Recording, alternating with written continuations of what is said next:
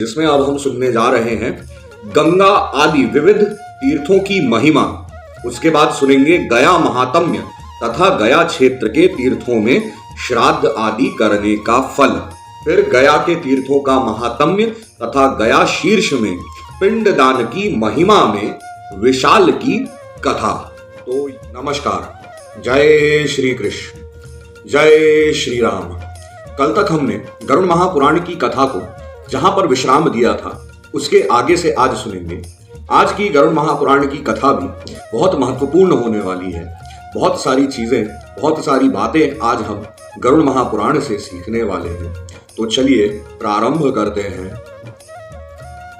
ओम श्री परमात्मने नमः।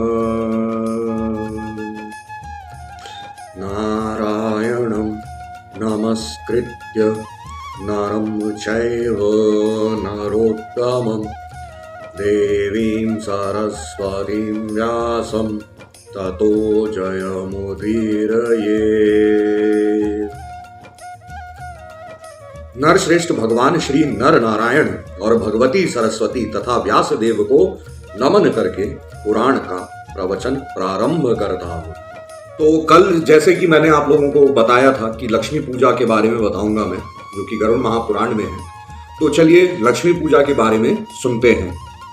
श्री हरि ने रुद्र से कहा, मतलब भगवान विष्णु ने शंकर भगवान से कहा, अब मैं सिद्धि प्राप्त करने के लिए श्री लक्ष्मी जी की पूजा के संबंध में कह रहा हूं।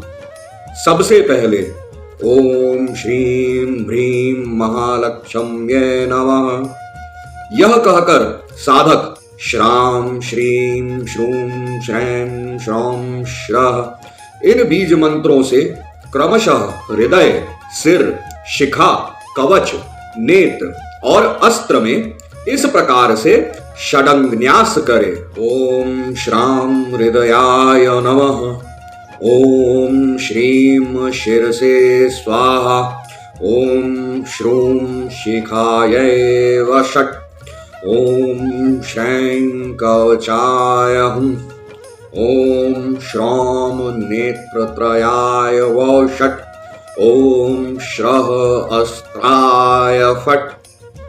साधनरत भक्त को अंग न्यास करके आसन सहित श्री महालक्ष्मी जी की पूजा करनी चाहिए।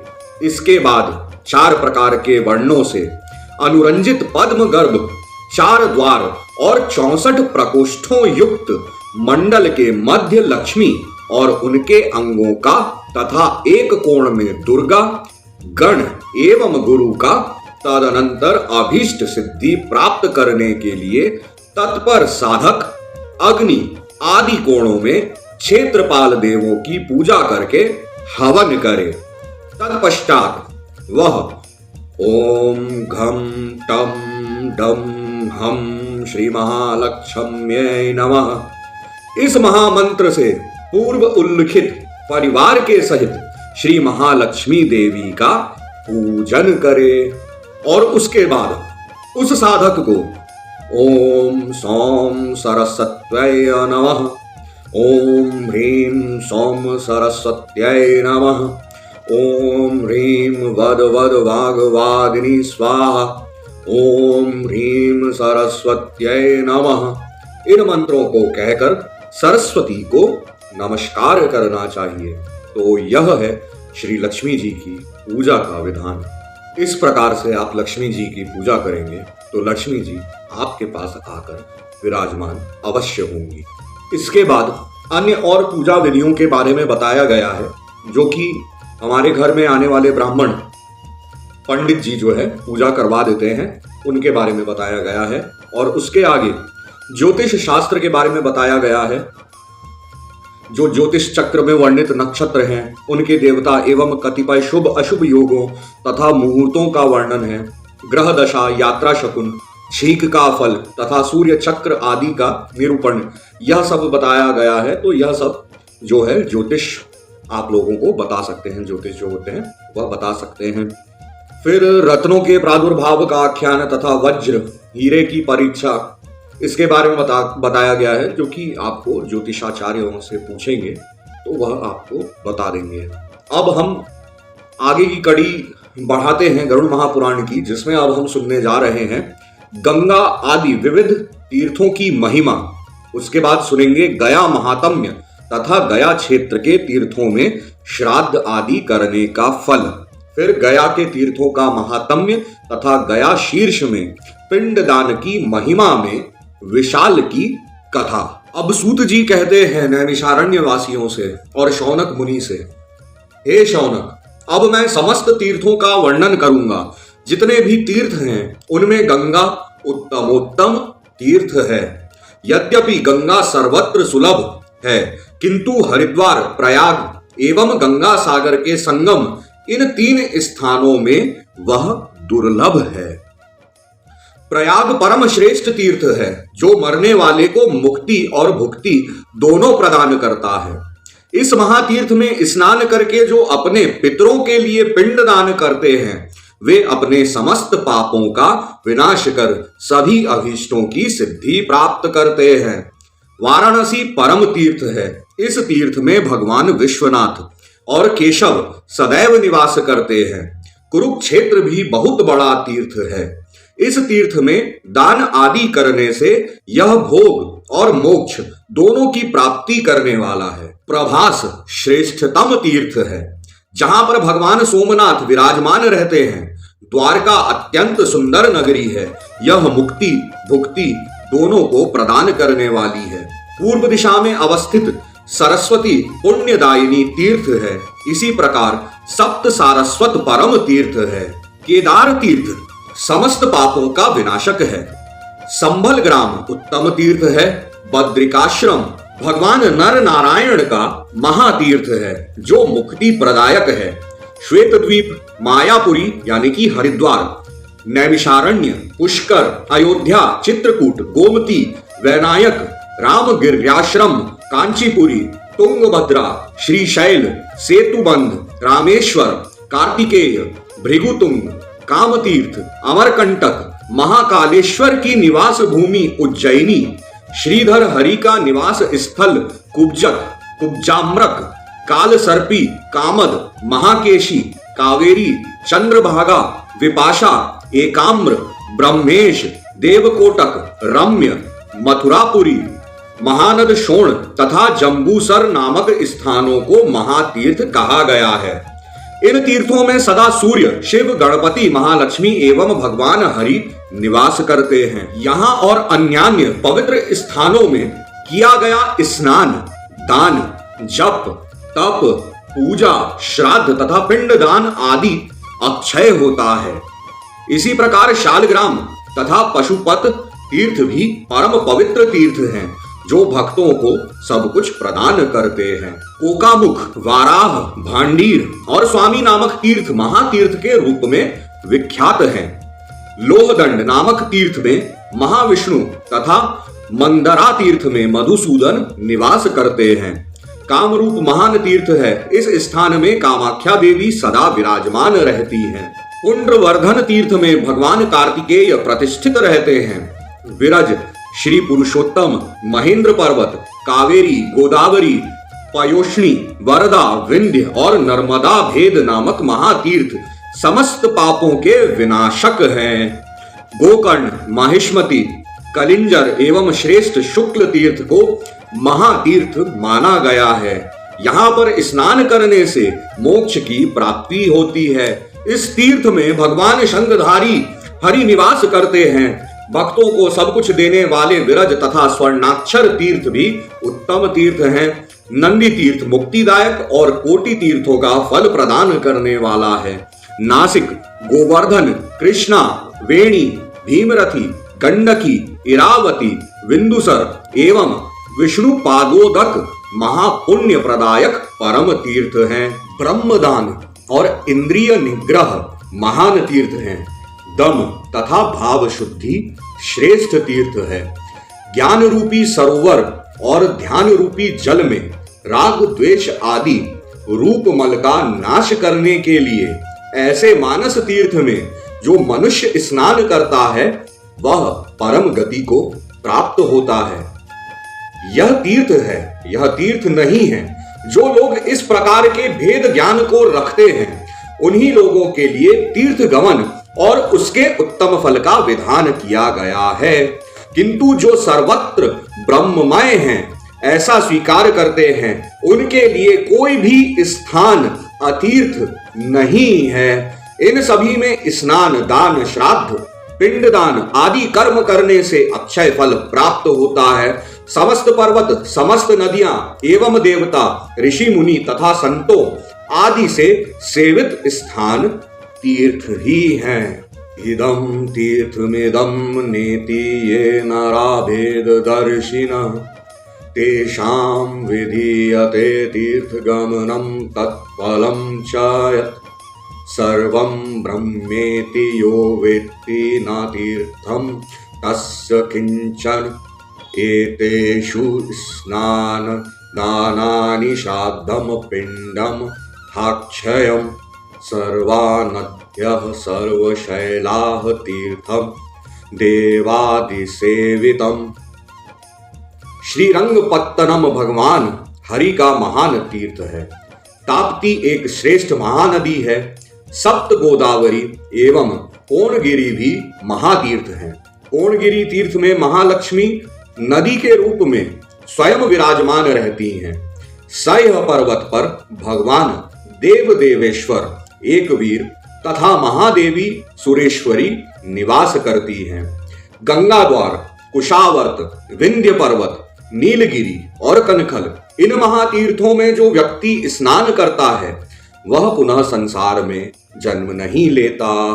गंगा द्वारे कुशावर्ते विंध्य के नील पर्वते स्नात्वा कनखले तीर्थे सभवेन्न पुनर्भवे। सूत जी ने आगे कहा कि उपर्युक्त वर्णित और अन्य जो अवर्णित तीर्थ हैं सभी स्नान आदि क्रियाओं को संपन्न करने पर सदैव सब कुछ प्रदान करने वाले हैं। इस प्रकार भगवान श्री हरि से तीर्थों का महात्म्य सुनकर ब्रह्मा ने दक्ष प्रजापति आदि के साथ महामुनि व्यास को उनका श्रवण कराया और पुनः तीर्थोत्तम एवं अक्षय फल देने वाले तथा ब्रह्म लोक प्रदान करने वाले गया नामक तीर्थ का वर्णन किया। अब हम सुनेंगे गया महात्म्य तथा गया क्षेत्र के तीर्थों में श्राद्ध आदि करने का फल।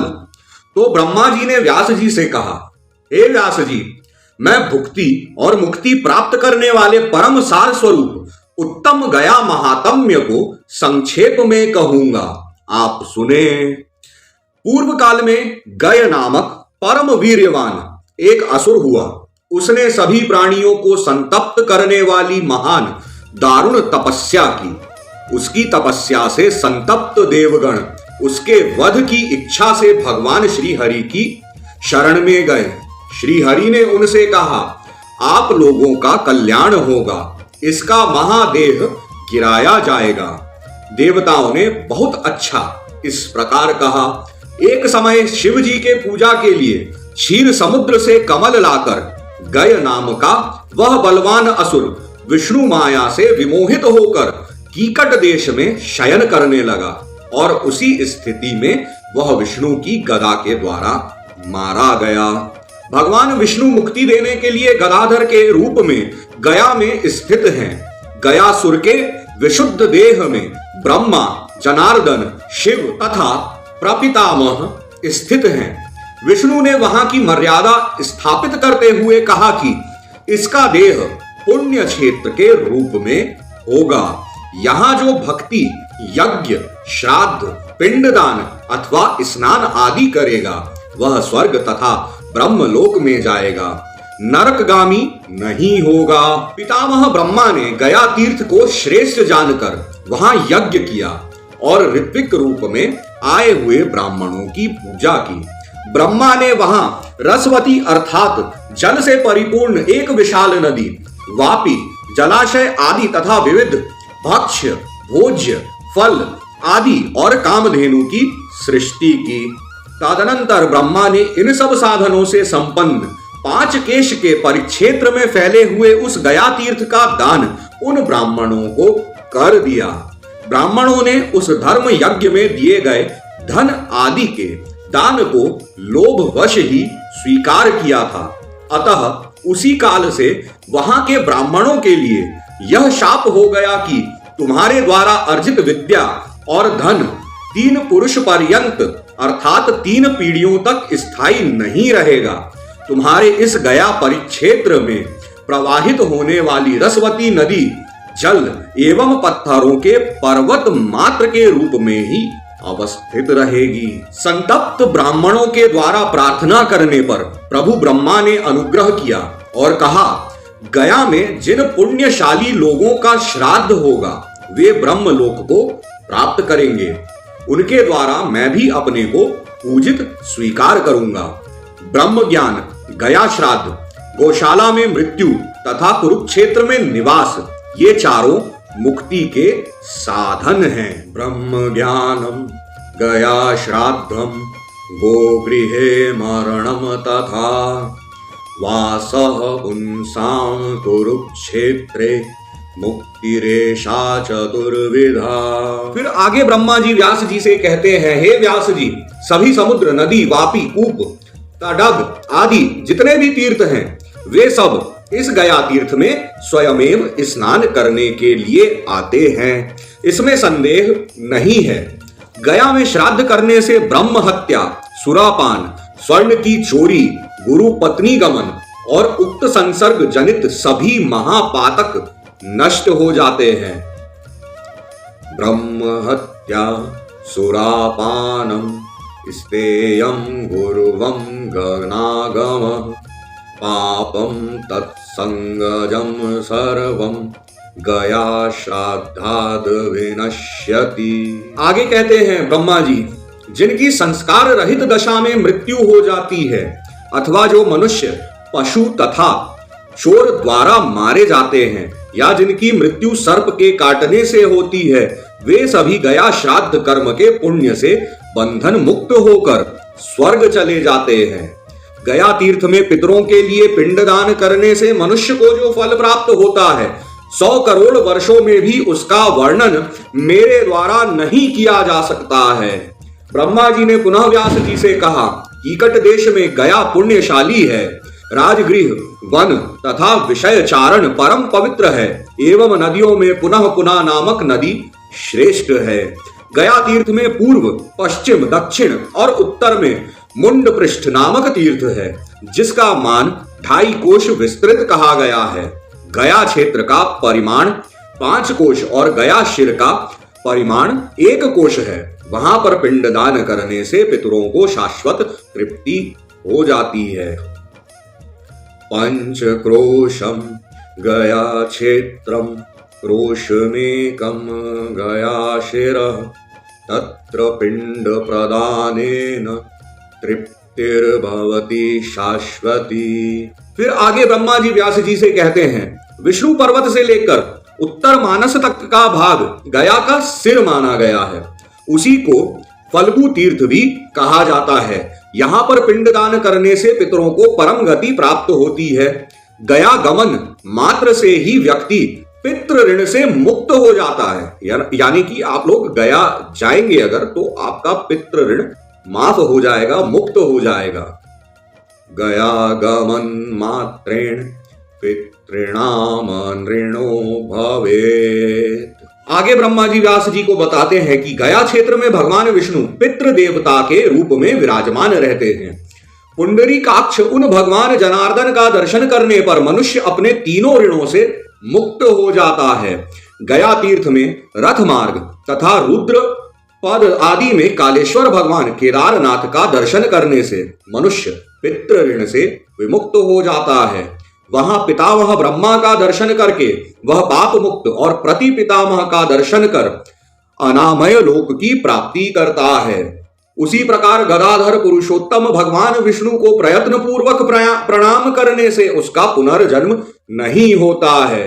गया तीर्थ में मौन धारण करके जो मौनादित्य और महात्मा कनकार्क का दर्शन करता है वह पितृ ऋण से विमुक्त हो जाता है और ब्रह्मा की पूजा करके ब्रह्मलोक को प्राप्त होता है। जो मनुष्य प्रातः काल उठ करके गायत्री देवी का दर्शन कर विधि विधान से प्रातः कालीन संध्या संपन्न करता है, उसे सभी वेदों का फल प्राप्त हो जाता है। जो व्यक्ति मध्याह्न काल में सावित्री देवी का दर्शन करता है, वह यज्ञ करने का फल प्राप्त करता है। इसी प्रकार जो सायंकाल में सरस्वती देवी का दर्शन करता है, उसे दान का फल प्राप्त होता है।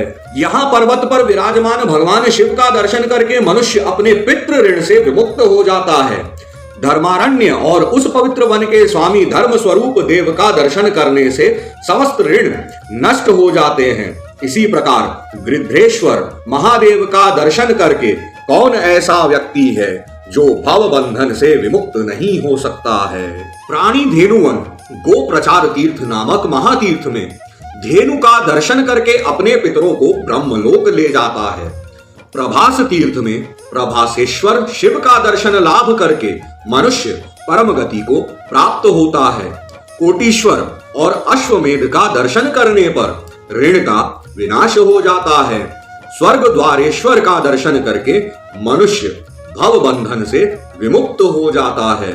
उसी धर्मारण्य में अवस्थित गदालोल तीर्थ तथा भगवान रामेश्वर का दर्शन करके मनुष्य स्वर्ग को प्राप्त होता है। भगवान ब्रह्मेश्वर दर्शन से ब्रह्म हत्या के पाप से विमुक्त हो जाती है। मुंड पृष्ठ तीर्थ में महाचंडी का दर्शन करके प्राणी अपनी समस्त इच्छाओं को पूर्ण कर लेता है। फल्गु तीर्थ के स्वामी फल्गु, चंडी देवी, गौरी, मंगला, गोमक, गोपति, अंगारेश्वर, सिद्धेश्वर, गयादित्य, गज तथा मार्कंडेयेश्वर भगवान के दर्शन से व्यक्ति पितृ से मुक्त हो जाता है। फल्गु तीर्थ में स्नान करके जो मनुष्य भगवान गदाधर दर्शन करता है, वह पितरों के ऋण से विमुक्त हो जाता है। पुण्य कर्म करने वाले जनों के लिए क्या इतने कर्म से पर्याप्त संतोष नहीं होता? अरे इन तीर्थों में अवस्थित देव दर्शन तथा स्नान करने से मनुष्य के कुल की 21 पुरुष पर्यंत पीढ़ियां ब्रह्मलोक को प्राप्त होती हैं। यानी कि इन तीर्थों में अवस्थित देव दर्शन और स्नान करने से मनुष्य के कुल की पूरी 21 पुरुष पर्यंत पीढ़ियां ब्रह्मलोक को प्राप्त होती है। हमारी जो 21 पीढ़ियां वो ब्रह्मलोक को प्राप्त होती हैं। पृथ्वी पर जितने भी तीर्थ, समुद्र और सरोवर हैं, वे सभी प्रतिदिन एक बार फल्गु तीर्थ जाते हैं। पृथ्वी में गया पुण्यशाली तीर्थ है। गया में गयाशिर श्रेष्ठ है और उसमें भी फल्गु तीर्थ उसका मुख भाग है। पृथिव्याम यानि तीर्थानि ये समुद्राः सरांसि च फल्गु तीर्थम गमिष्यन्ति वारमेकं दिने दिने। पृथिव्याम च गया पुण्य गयायाम च गयाशिरः श्रेष्ठम तथा फल्गु तीर्थम तन्मुखम च सुरस्य ही। आगे कहते हैं उदीची, कनका नदी और नाभि तीर्थ उसका मध्य भाग है। उसी तीर्थ के सन्निकट ब्रह्म सदस्थ तीर्थ है, जो स्नान करने से मनुष्य को ब्रह्मलोक प्रदान करता है। वहां पर स्थित कूप में पिंड दान आदि कृत्य करके मनुष्य अपने पितरों के ऋण से विमुक्त हो जाता है। अक्षयवट में श्राद्ध कर्म संपन्न करके मनुष्य अपने पितृगणों को ब्रह्मलोक प्राप्त कराता है। हंस तीर्थ में स्नान करके मनुष्य सभी पापों से मुक्त हो जाता है। कोटि तीर्थ, गयालोल, वैतरणी तथा गोमक तीर्थ में पितरों के लिए श्राद्ध करने पर मनुष्य अपने 21 पुरुष पर्यंत 21 पीढ़ी को ब्रह्मलोक ले जाता है। ब्रह्म तीर्थ, राम तीर्थ, अग्नि तीर्थ, सोम तीर्थ और राम हृदय तीर्थ में श्राद्ध करने वाला अपने पितरों को ब्रह्मलोक प्राप्त कराता है। उत्तर मानस तीर्थ में श्राद्ध करने पर पुनर्जन्म नहीं होता है। दक्षिण मानस तीर्थ में श्राद्ध करने से श्राद्ध करने वाले अपने पितरों को ब्रह्मलोक पहुंचाते हैं। स्वर्ग द्वार तीर्थ में श्राद्ध करने से भी श्राद्धकर्ताओं के पितृजन ब्रह्मलोक को जाते हैं। भीष्म तर्पण का कृत्य जिस स्थान पर हुआ था, उस कूट स्थान पर श्राद्ध करने से भी मनुष्य पितृगणों को भव सागर से पार उतार देता है। गृध्रेश्वर तीर्थ में श्राद्ध करने से श्राद्धकर्ता अपने पितृ ऋण से विमुक्त हो जाता है।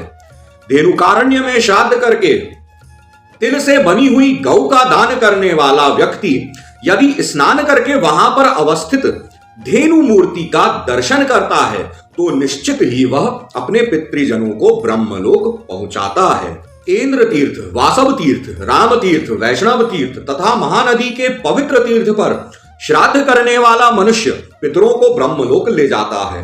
गया तीर्थ, सावित्री तीर्थ, सरस्वती तीर्थ में स्नान, संध्या तथा तर्पण करने से श्राद्धकर्ता 101 पुरुष पर्यंत पितरों की पीढ़ी को ब्रह्मलोक ले जाता है। मतलब अपनी 101 पीढ़ियों को ब्रह्मलोक ले जाता है यहां पर श्राद्ध और तर्पण करने से।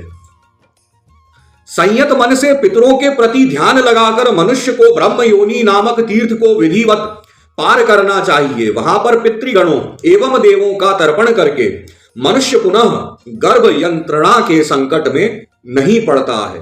काकजंगा तीर्थ में तर्पण करने से पितरों को अक्षय तृप्ति होती है। धर्मारण्य तथा मतंगवापी तीर्थ में श्राद्ध करने से मनुष्य स्वर्ग लोक को प्राप्त करता है। धर्मकूप तथा कूप तीर्थ में श्राद्ध करने पर प्राणी पितृ ऋण से मुक्त हो जाता है। यहाँ श्राद्ध आदि कृत्य करके इस मंत्र का पाठ करना चाहिए। मंत्र यह है, प्रमाणम देवता संतु लोकपालश्च साक्षिणः मया गत्य मतंगे अस्मिन् पितृऋणाम निष्कृतः कृता। अर्थात मेरे द्वारा किए जा रहे श्राद्ध आदि कृत्यों के साक्षी यहाँ के देवता प्रमाण हो और लोकपाल साक्षी हो। इस मतंग तीर्थ में आकर के मैंने पितरों से ऋण मुक्ति का कार्य किया है। राम तीर्थ में स्नान करके प्रवास तीर्थ और प्रेतशिला तीर्थ में श्राद्ध करने से पितृगण निश्चित ही प्रेत भाव से मुक्त हो जाते हैं। ऐसा करके वह श्राद्ध करता अपने 21 कुलों का उद्धार करता है। मुंड पृष्ठादि तीर्थों में भी श्राद्ध किया संपन्न करके अपने पितरों को ब्रह्मलोक ले जाता है। गया क्षेत्र में ऐसा कोई स्थान नहीं है जहां तीर्थ नहीं है। 5 कोश के क्षेत्रफल में स्थित गया क्षेत्र में जहां तहां भी पिंडदान करने वाला मनुष्य अक्षय फल को प्राप्त कर अपने पितृगणों को ब्रह्मलोक प्रदान करता है। गयायाम न हि तत्स्थान यत्र तीर्थम न विद्यते पंचक्रोशे गया क्षेत्रे यत्र तत्र तु पिंडदः अक्षयं फलम् आप्नोति ब्रह्मलोकम नयेत पितृऋण। भगवान जनार्दन के हाथ में अपने लिए पिंडदान समर्पित करके यह मंत्र पढ़ना चाहिए। एष पिंडो मया दत्तस्तव हस्ते जनार्दन परलोकम गते मोक्षम क्षयमुपतिष्ठताम्। हे जनार्दन भगवान विष्णु, मैंने आपके हाथ में यह पिंड प्रदान किया है, अतः परलोक में पहुंचने पर मुझे मोक्ष प्राप्त हो। ऐसा करने से मनुष्य पितृगणों के साथ स्वयं भी ब्रह्मलोक प्राप्त करता है। गया क्षेत्र में स्थित धर्मपृष्ठ, ब्रह्मसर, गया शीर्ष तथा अक्षय वट तीर्थ में पितरों के लिए जो कुछ भी किया जाता है वह अक्षय हो जाता है। धर्मारण्य, धर्मपृष्ठ, धेनुकारण्य नामक तीर्थों का दर्शन करने से व्यक्ति अपनी 20 पीढ़ियों का उद्धार करता है। महानदी के पश्चिमी भाग को ब्रह्मारण्य कहा जाता है। उसके पूर्व भाग में ब्रह्मसद, नाग्रादि पर्वत तथा भरताश्रम है। भरताश्रम एवं मतंग पर्वत पर मनुष्य को पितरों के लिए श्राद्ध करना चाहिए। गया शीर्ष तीर्थ से दक्षिण तथा महानदी तीर्थ के पश्चिम चंपक वन स्थित हैं, जहां पांडुशिला नामक तीर्थ है। श्रद्धावान व्यक्ति को उस तीर्थ में तृतीया तिथि को श्राद्ध करना चाहिए। उसी तीर्थ के सन्निकट निश्चिरामंडल, महाहृद और कौशिकी आश्रम है। इन पवित्र तीर्थों में भी श्राद्ध करने से प्राणी को अक्षय फल की प्राप्ति होती है। वैतरणी नदी के उत्तर में तृतीया नामक एक जलाशय है, वहीं पर क्रौंच पक्षियों का निवास है। इस तीर्थ में श्राद्ध करने वाला पितृगणों को स्वर्ग ले जाता है। क्रौंच पद तीर्थ से उत्तर निश्चिरा नाम से प्रसिद्ध एक जलाशय है। वहां पर एक बार जाने और एक बार पिंड दान करने से मनुष्य को कुछ भी दुर्लभ नहीं रह जाता है, किंतु जो इस तीर्थ में नित्य निवास करते हैं उनके लिए तो कहना ही क्या है, जो वहां पर रहते हैं। महानदी के जल का स्पर्श करके मनुष्य को पितृदेवों का तर्पण करना चाहिए। ऐसा करने से उसे अक्षय लोकों की प्राप्ति होती है और उसके कुल का उद्धार हो जाता है। सावित्री तीर्थ में एक बार संध्या करने से मनुष्य को 12 वर्षीय संध्या का फल प्राप्त हो जाता है। शुक्ल पक्ष तथा कृष्ण पक्ष में जो मनुष्य गया तीर्थ जाकर वहां पर रात्रिवास करता है, निश्चित ही उनके 7 कुलों का उद्धार हो जाता है। जो वहां पर जाकर रुकता है तो 7 कुलों का उद्धार हो जाता है, इसमें संदेह नहीं है। इस गया तीर्थ में मुंड पृष्ठ, अरविंद पर्वत तथा क्रौंच पाद नामक तीर्थों का दर्शन करके प्राणी समस्त पापों से विमुक्त हो जाता है। मकर संक्रांति, चंद्र ग्रहण एवं सूर्य ग्रहण के अवसर पर गया तीर्थ में जाकर पिंड दान करना तीनों लोकों में दुर्लभ है।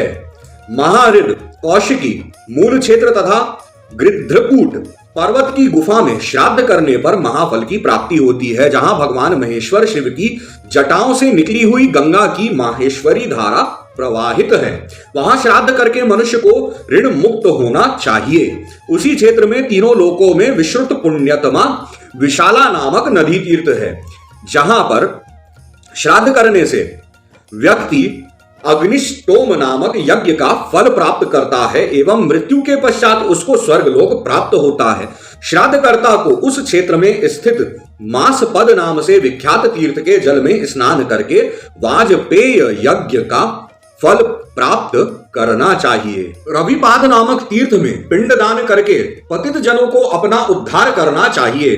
गया तीर्थ में जाकर जो मनुष्य अन्न दान करते हैं उन्हीं से पितृगण अपने को पुत्रवान मानते हैं। नरक के भय से डरे हुए पितृजन इसलिए पुत्र प्राप्ति की अभिलाषा करते हैं कि गया तीर्थ में जो कोई भी मेरा पुत्र जाएगा वह हमारा उद्धार करेगा। इस तीर्थ में पहुंचे हुए अपने पुत्र को देखकर पितृजनों में यह उत्सव होता है कि यहां पर आया हुआ यह मेरा पुत्र अपने पैरों से भी इस तीर्थ के जल का स्पर्श करके हम सबको निश्चित ही कुछ ना कुछ प्रदान करेगा। गया प्राप्तम सुतम दृष्ट्वा पितृऋणा मुत्सवो भवेत् पद्भ्यामपि जलम स्पृष्ट्वा असभ्यम किल दास्यति। अपने पुत्र अथवा पिंडदान देने के अधिकारी अन्य किसी वंशज के द्वारा जब कभी इस गया क्षेत्र में स्थित गया कूप नामक पवित्र तीर्थ में जिसके भी नाम से पिंडदान दिया जाता है उसे शाश्वत ब्रह्म गति प्राप्त करा देता है। आत्मजो वा तथान्यो वा गया कूपे यदा तदा यन्नाम्ना पातयेत पिंडम तम नयेद ब्रह्म शाश्वतम। फिर आगे कहते हैं वहां पर स्थित कोटि तीर्थ में जाने से मनुष्य को पुंडरीक विष्णु लोक प्राप्त होता है। उस क्षेत्र में त्रिकोल विश्रुत वैतरणी नामक नदी है। वह उस गया क्षेत्र में पितरों का उद्धार करने के लिए अवतरित हुई है। जो श्रद्धालु व्यक्ति वहां पर पिंडदान एवं गौदान करते हैं निश्चित ही उसके द्वारा अपने कुल की 21 पुरुष पर्यंत पीढ़ियों का उद्धार होता है, इसमें संदेह नहीं है। 21 पीढ़ियों का उद्धार होता है।